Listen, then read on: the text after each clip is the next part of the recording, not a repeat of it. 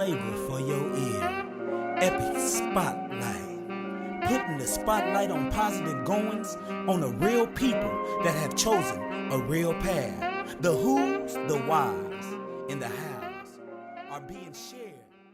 And we're back, and we got another one. But before we get going, we got to take care of some housekeeping notes. This episode today is sponsored by Epic Mortgage. Whether you're buying, refinancing, or investing, call Epic today. That's 708-905-5300. That's 708-905-5300. It's your dreams, your goals. Let's plan together. Now on with the show. Today we have Zac Armstrong. He is a current Navy commander, former fighter pilot, and the founder of Empowerment Fitness, a high-performance coaching program built for ambitious professionals who want to lead in business, at home, and in their own bodies. With over 25 years of active duty service, Zac has led elite teams, managed complex operations, and overseen the performance of hundreds of personnel, always bringing structure, discipline, and clarity under pressure. But it wasn't just his professional resume that shaped his path. It was also the personal battles, from navigating the demands of military leadership to rebuilding his life after a difficult divorce. Zac understands the quiet struggles that high performers often face behind the scenes. That's why he created Empowerment Fitness, not just to get people in shape, but to help men realign their health, energy, and identity with the kind of legacy they actually want to leave. Today, Zac coaches executives, fathers, and leaders to reclaim their discipline, upgrade their routines, and perform at their peak without burning out. His method combines military-grade structure, expert-led health optimization, and daily accountability, including a private wellness doctor, tailored blood work analysis, and systems designed around each client's lifestyle. Zac believes leadership starts with self-leadership. Through his coaching, content, and mission, he's helping men across the country stop chasing quick fixes and start building their lives that they would be proud of. Welcome, Zac. Hey, how are you? I'm doing well. Thanks for coming on. Yeah, I appreciate you having me. It's great to be on. No doubt. Obviously, my grandfather was a Tuskegee Airman. My dad is in the military. So no, I appreciate you, and I appreciate the service that you've done for this country. My first question was, since you've served over 25 years with the Navy, including, time as a fighter pilot, what are some of the biggest leadership lessons you've taken from that experience? Well, I think what's great about being in the military, no matter where you're from, once you come in, it's a true melting pot.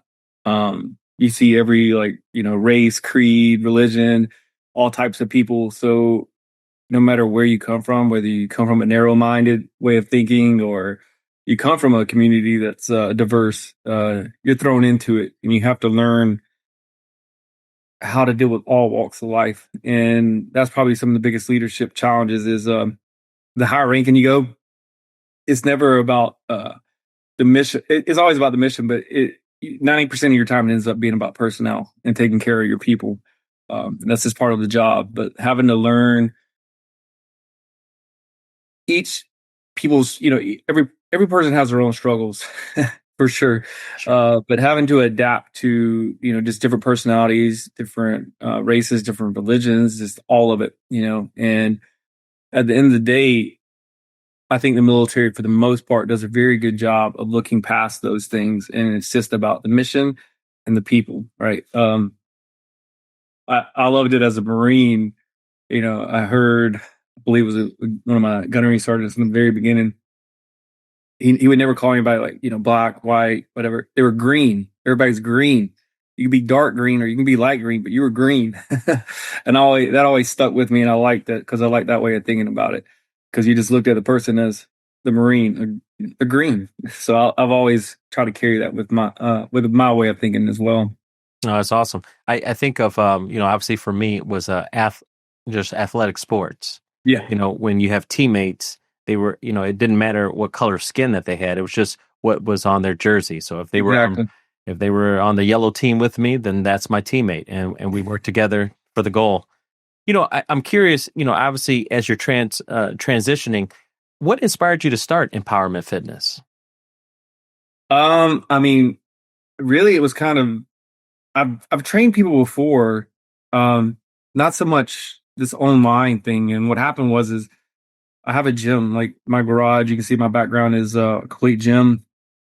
I had a neighbor keep asking me, "Hey, will you train me? Will you train me?" And man, I don't have time. And then I finally agreed to it. And then when she came over, then she said, "Hey, I have this friend that lives, you know, not close. Can you put something together for him?" I said, "Sure, maybe." And then that started it up, and I put something together for him. And I was using Excel files and all kinds of stuff. And then I had a couple other people reach out. And then from there, I created, I got an app created, and now it's pretty advanced, right? I can, if you have a smart ring, you can connect it, and I can see your heart rate right now on my app. If you're one of my clients, I can see how many steps you've done and how much sleep you got. And it's pretty well to do, to the point to where, we got a doctor on staff now that'll do blood work, and it's taken it from like me sending Excel files and meal plans to where now you can have a database of over 5,000 meals in which you can see the video. Wow. It's gotten pretty intense now. Yeah, you did say, and I was looking you up. You said most executives don't have a time problem; they have a recovery problem. Can you kind of unpack what that means for the average, high achiever out there?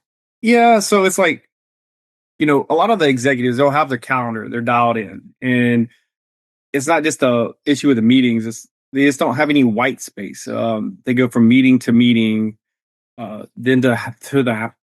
So here, I'll just give an example. Like, so I was speaking to a potential client on Friday, and their day started every day at 7:30, straight into meetings, and then they would come home at 6:30 just to spend an hour and a half with their family, and then when their family went to bed at 8, 9 o'clock, then they started on emails again till 1 o'clock in the morning, and then go to sleep, and then get 6.5 hours, and wake up 7:30. They didn't have any time for themselves. They have no time for recovery. Um, and recovery is where thoughts come from, clarity, energy, decision making. You run on fumes for so long. It's equivalent of like, having a BAC, having it's almost like you've been drinking when you sleep proper so long. And I think a lot of executives push themselves to that edge, to where it's no longer about quality of life. It's just getting what's in front of them. We get like, our focus gets so narrow, right? Sure. That old saying of, you're too close to the forest to see the trees, right? Right. And or sorry, so too close to the trees to see the forest. But it happens. We get our narrow focused in, and we're focused on just that next task. And then a lot of times people will lose sight, especially successful people, because they're worried about their job, their business, their kids retire, their retirement, their kids' college, their wife, their husband. They get so focused on that they often forget their health. What we don't realize is, when we start getting our late 40s and our early 50s, when you've forgotten about your health, it then becomes a real issue with health concerns. And there's a saying that I like as well, is like, hey, you can have as many problems in the world as you have, but once you have a health problem, that's your only problem. You True. get cancer, you get something like that, that's your only problem then. Like, I mean, there's more problems, but that's your focus then. And the point of, you can circumvent some of that stuff by, eating properly, fitness, putting time for yourself, focusing on other things besides just your job. In the military, we have a pretty old adage too. It's saying like, hey, you're just a number. When you retire, you leave, you're replaced. And that's pretty much true for any business, right? Unless you own it, but you're going to be replaced, right? Somebody's going to fill in that spot of where you were. So thinking about what's important overall, your family, your time, your health, is probably more pertinent than, running yourself ragged at 80-hour work weeks for what? Sure. Right? Chasing the dollar. Yeah, that's great. But at what cost? What cause? I love that. Because when you were going over that schedule, it sounded like mine. So Yeah. I'm curious to note. Do you have an ideal schedule of a day? Like, do you prefer your clients working out in the morning, or do you prefer them working out at night, or how do they squeeze this in? It depends on the client. I can tell you pretty much all of them I push to work out in the mornings. And it's because of the schedule I just talked about, right? They get busy, and it's easy to control the controllables. Usually, if you set a time to wake up and go to the gym, there's nothing that usually is going to interfere. Like, hey, if I'm usually wake up at 5:30 in the morning, but now or 6 o'clock in the morning, and now I'm going to start working out with Zach. I'll wake up at 4:45, and that gives me an hour and 15 minutes to go drive to the gym, work out, shower, and then go to work. Whereas if you put it off to the afternoon, there's so many things that can come up, right? For business emergency, a kid emergency, or a wife emergency, a husband emergency, or your own emergency, right? Like things have a tendency to pop up in the afternoons that are unexpected and uncontrollable. Whereas in the morning, it's usually not the case. Yeah.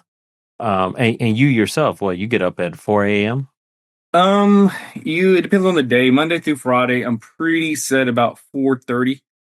I actually set it up 4:29 because I like odd numbers, not even numbers. 4:29, and then that's how I get my day started. And then on the weekends, I'll sleep in until about 5:36. Sleep in. Yeah. That's awesome. Now, you mentioned misaligned habits quietly are draining performance. What are some of the most common draining habits that are overlooked? Sleep. Sleep, getting just exposure to the sunlight, right? A lot of times we just go from building to building. Movement. Those are the three that I would say, are easily overlooked. Like obviously, like you say, hey, not working out or not doing this, but I think those are more obvious. I think things that we don't think about that are draining or like not getting enough sleep.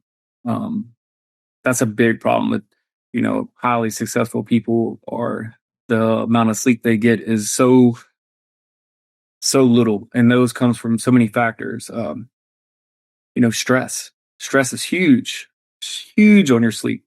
I'm not any less guilty than any other person waking up in the middle of the night. If you're stressed and you're automatically thinking about what that stressful situation is, whether it's at work or the kids or your significant other, it's big. And then, so many days in a row of sleep just compound and compound.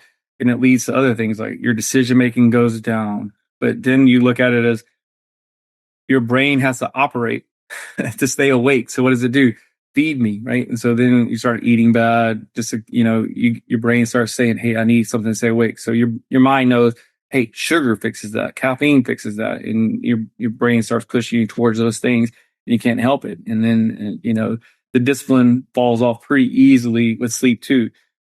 It's just like if you had a drink, a couple drinks, your decision making starts slowly going down, right? Then you're more likely to be able to give in to, hey, I want that hamburger. You'll succumb to other things that you might not usually because your decision making is down. And then like getting out and movement. I said sunlight and movement. I'll combine those two together. Getting outside, moving, taking steps.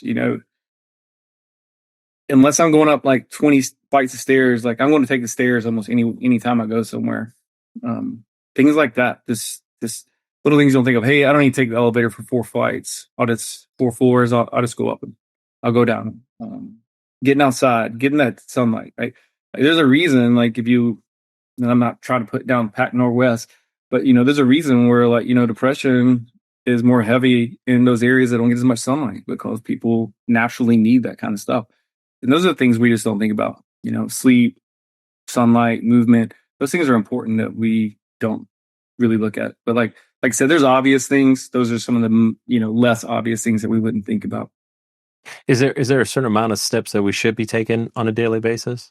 I would say no less than 6,000-7,000. That's what my clients their goals are.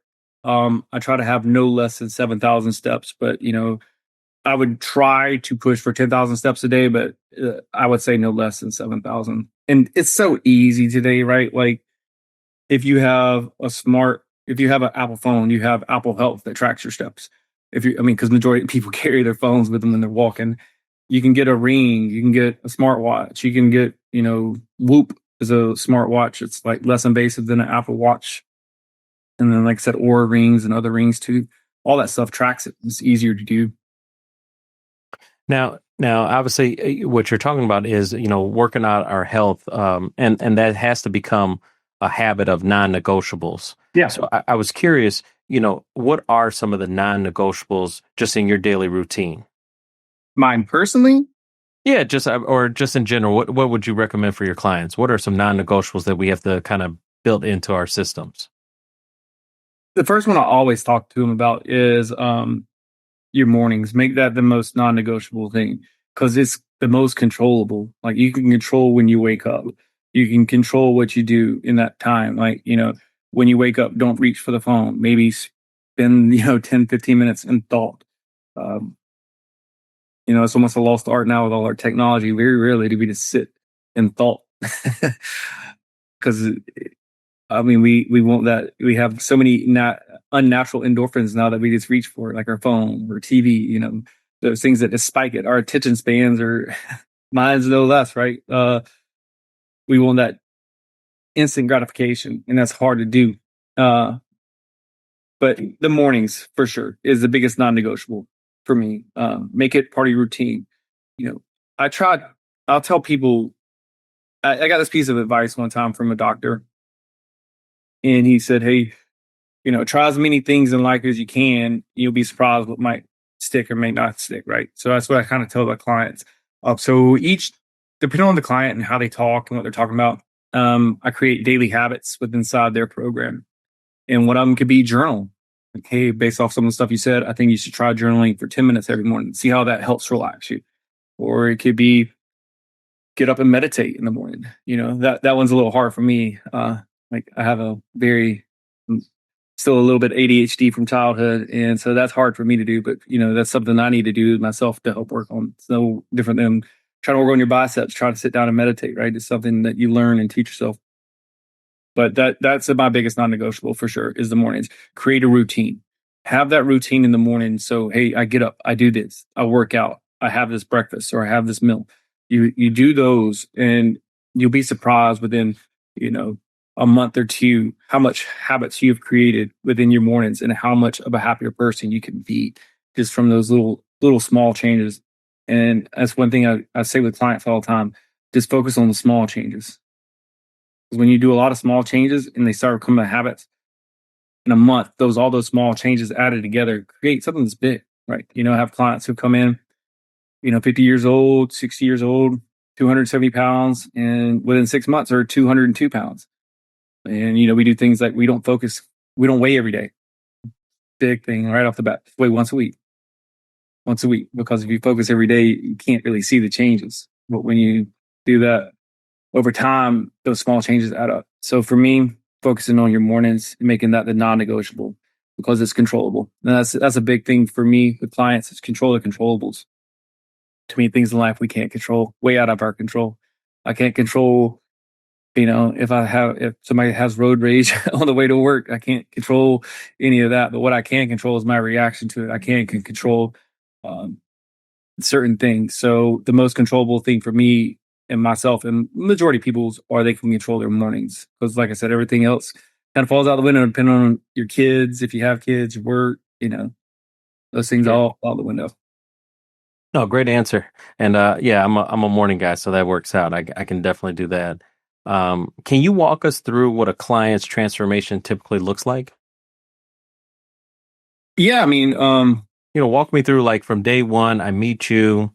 What are you going to do? Are you going to do some type of assessment, I would imagine? yes. So each client, we will have, anywhere from a 30 minutes to an hour onboarding call is basically what it is, in which I'll, collect pertinent information, height, weight, age, based off that, their goals, because each person has different goals.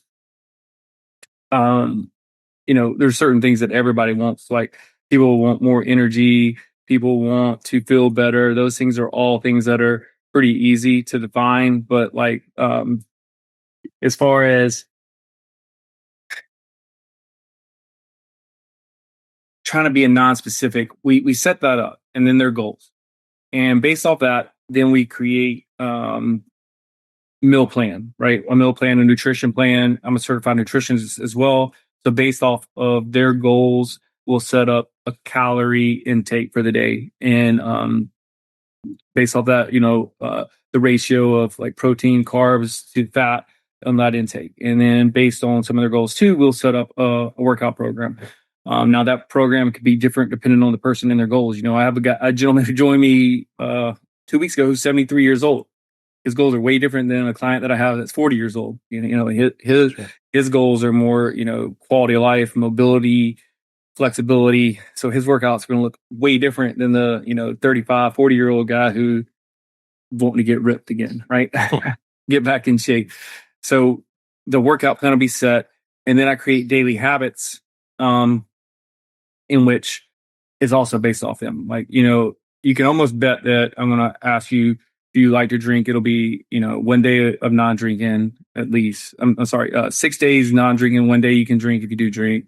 So be mindful of that. And things like, hey, I want you to put the phone down for 30 minutes before bed. Digital detox is what I call it. So digital detox with your phone, or it could be things like journaling, like I said, or waking up meditating, or, practice eating 80%, to your full at 80%. So that's kind of how it looks in that. And that's how we set up the program. And then becomes the accountability standpoint.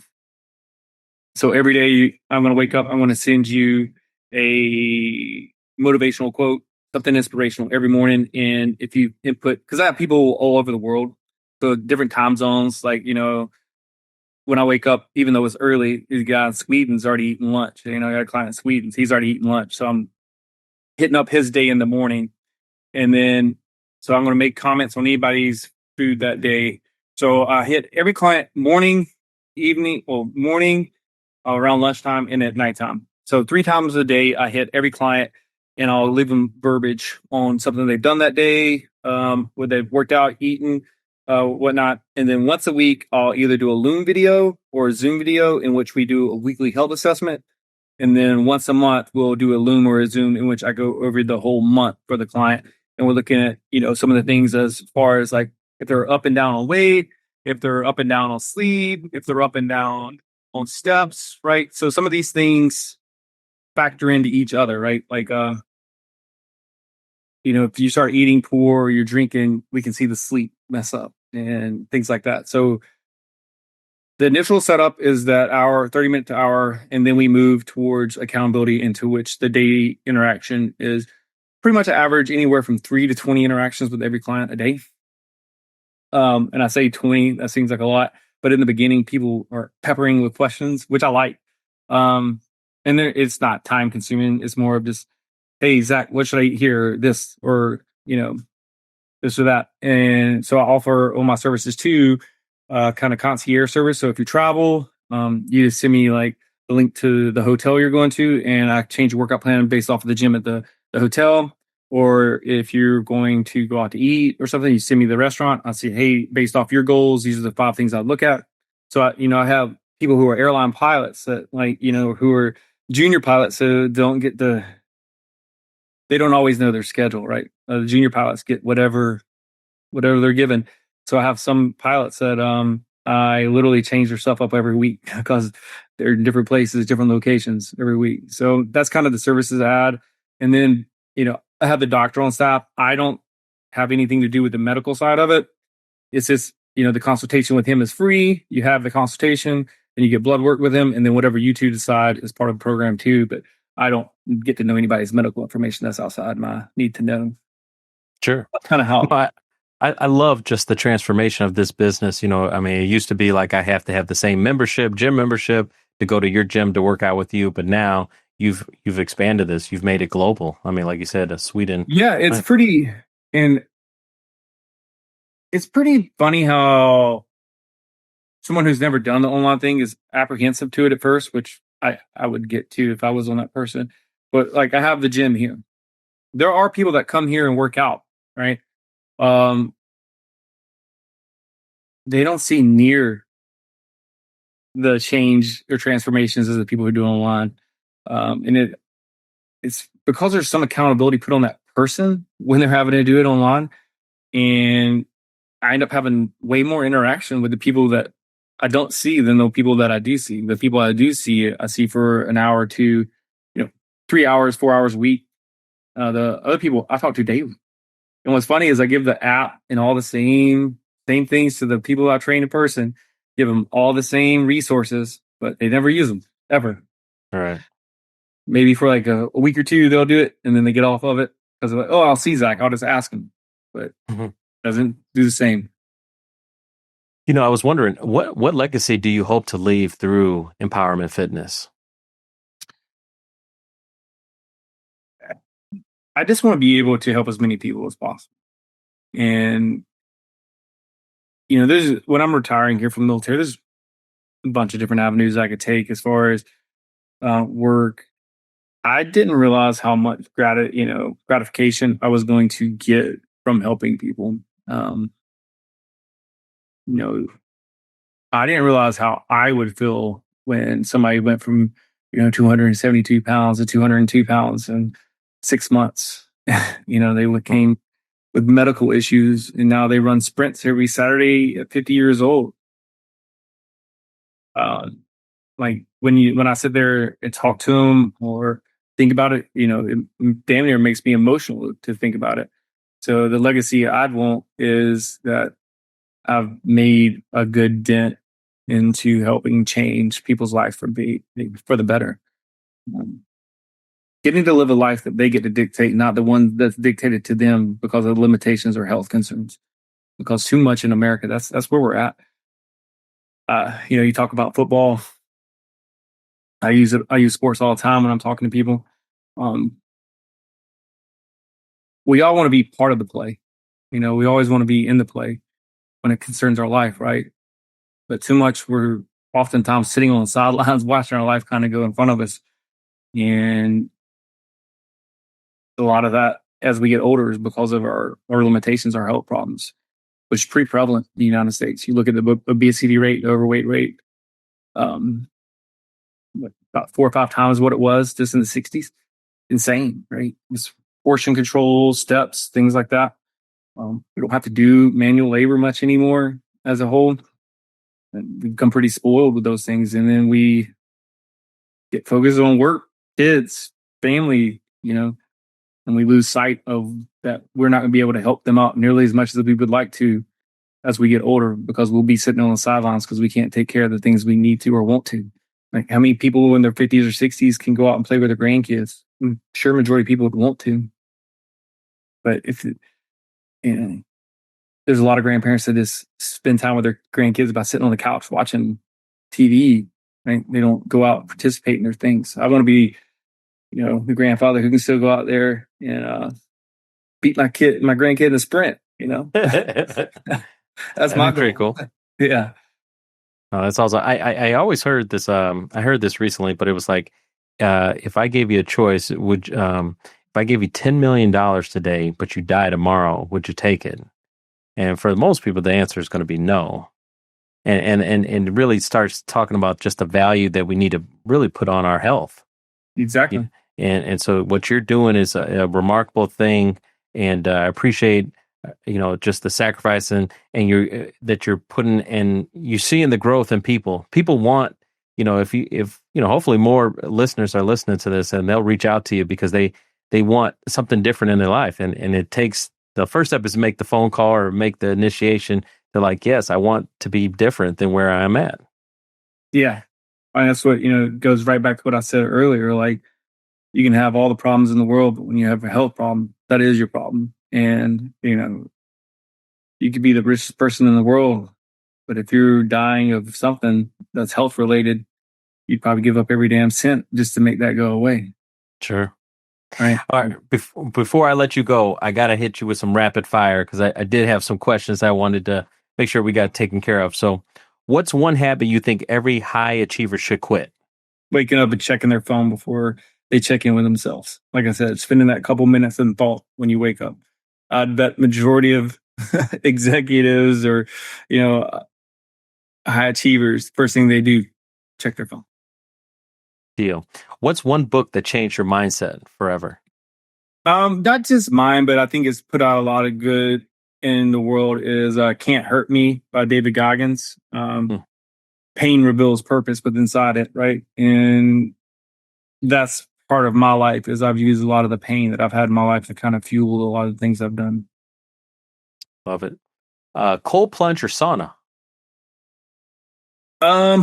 For me, I would do sauna, but for the majority of people, I'd recommend the cold plunge just from the mental reset and the nervous system control. It can give you in a short amount of time. So you can get that within, 3 minutes in a cold plunge, where a sauna, you probably need about 20 minutes.